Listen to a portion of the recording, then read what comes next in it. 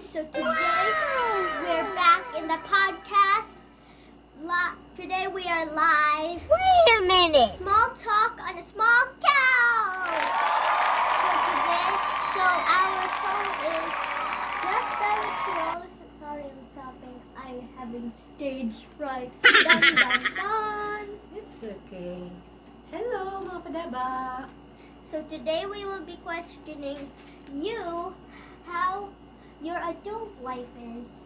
Oh, okay. It's all about me pala. Yeah, it's Okay. all about Go. how adults are.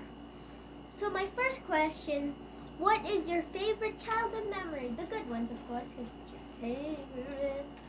Is it all from kids talaga na questions? No. Yeah, kinda. Okay.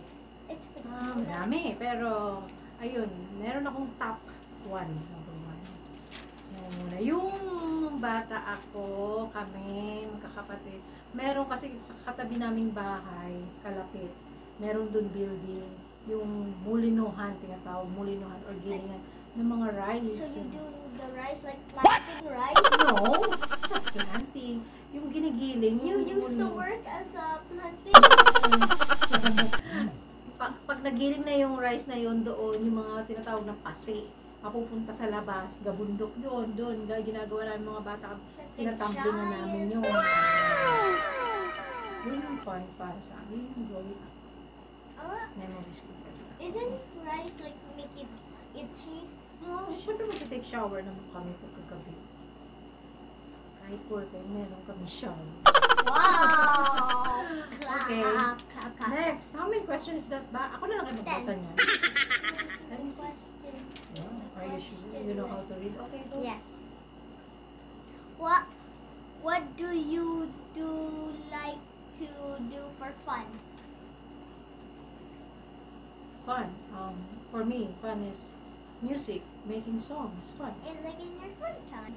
Yeah, and my free Making time. songs. Yeah, making songs, singing, video. Okay. Number 3. What's your favorite color? Oh my God, that was a tough question. Mm-hmm. Before growing up, blue. Kasi parang feeling ko, ano yun, like a clouds, sea, beach. So like nature, Nature is like a green color. water and sky nature. Yes, and then later on, nag-change na ako ng purple. Kasi parang feminine, girly. But when it comes to colors, for clothes naman, more on white and black. Yeah. White and black. Like, just like right now, you're wearing like with some black. Hold up. Yeah, Wait a it's minute. It's white pala. Akala ko And pink. with some Okay, go. colorblind. Go. It's 6:09. So my first question is, if you could have any superpower, what would it be?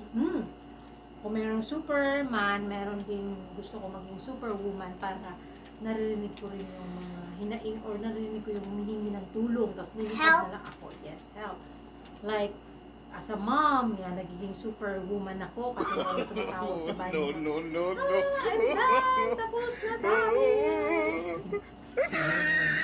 Your kids.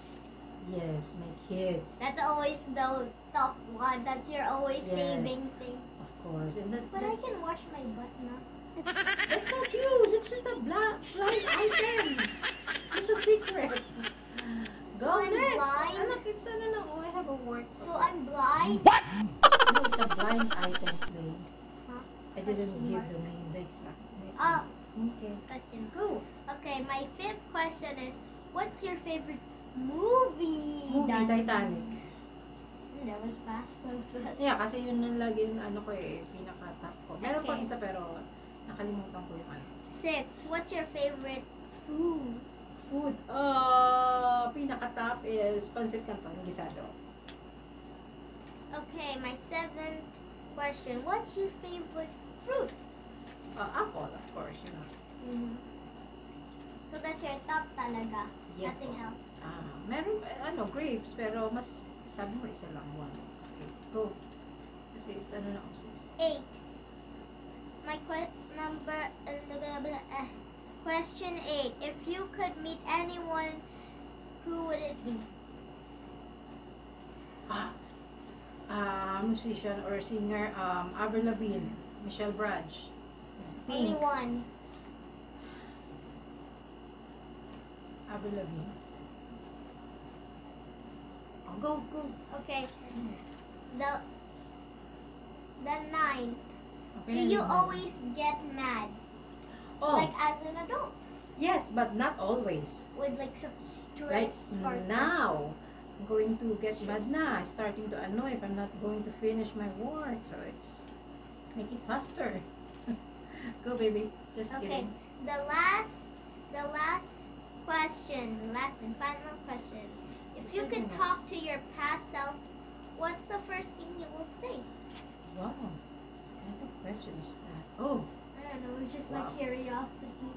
okay. Loading. Yeah. For me, growing up, kasi like ko sinasabi sa sarili ko, be humble.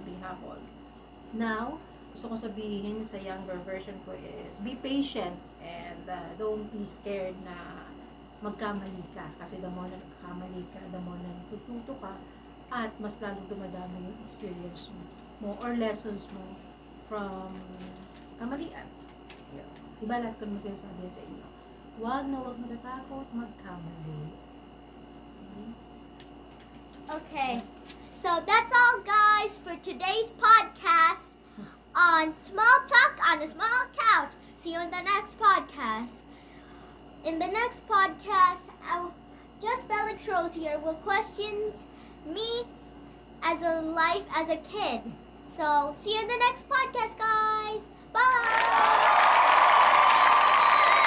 Okay, cut everybody.